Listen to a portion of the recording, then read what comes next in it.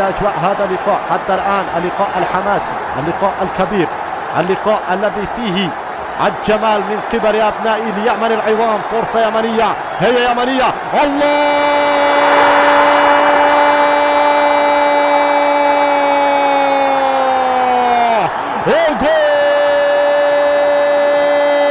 الثاني في هذه اللحظات.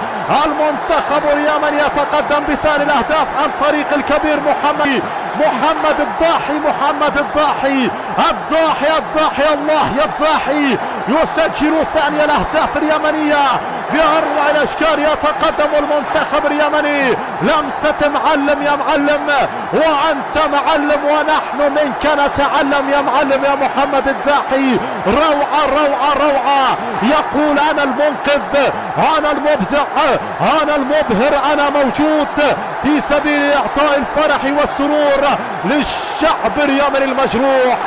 هنا يتلقى القبلة الإداري من قبل اللاعب محمد الضاحي الذي يسجل الهدف. أين الإعادة يا مخرج اللقاء؟